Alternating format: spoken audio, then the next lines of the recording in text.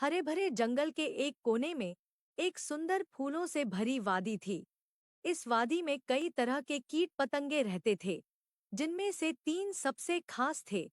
एक मेहनती मधुमक्खी जिसका नाम बिंदु था, एक खुशमिजाज तितली जिसका नाम तारा था, और एक संगीत प्रेमी टिड्डा जिसका नाम मोंटी था। एक दिन बिंदु सुबह सुबह अपने छत्ते से निकलकर फूलों का रस इकट्ठा करने चली गई।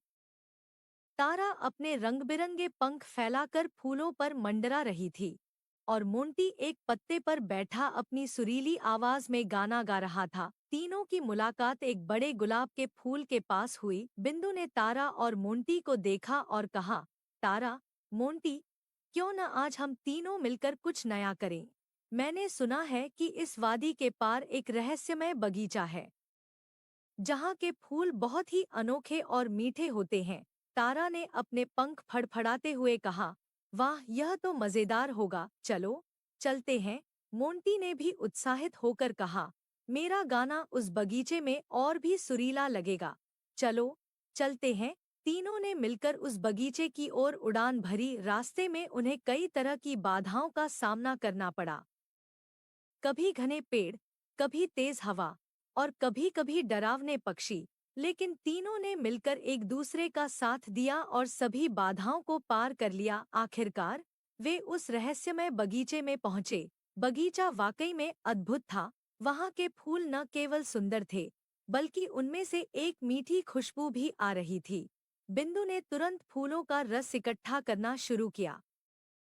तारा ने फूलों पर मंडराते हुए अपने पंखों का जादू बिखेरा, और मोंटी ने अपनी सुरीली आवाज में गाना शुरू कर दिया। लेकिन तभी एक बड़ी मकड़ी ने उन पर हमला कर दिया। मकड़ी ने सोचा कि वह इन छोटे कीटों को आसानी से पकड़ लेगी। बिंदु, तारा और मोंटी फूल न केवल सुंदर थे, बल्कि उनमें से एक मीठी खुशबू भी आ रही थी। बिंदु ने तुरंत फूलों का रस इकट्ठा करना शुरू किया। तारा ने फूलों पर मंडराते हुए अपने पंखों का जादू बिखेरा, और मोंटी ने अपनी सुरीली आवाज में गाना शुरू कर दिया। लेकिन तभी एक बड़ी मकड़ी ने उन पर हमला कर दिया। मकड़ी ने सोचा कि वह इन छोटे कीटों को आसानी से पकड़ लेगी।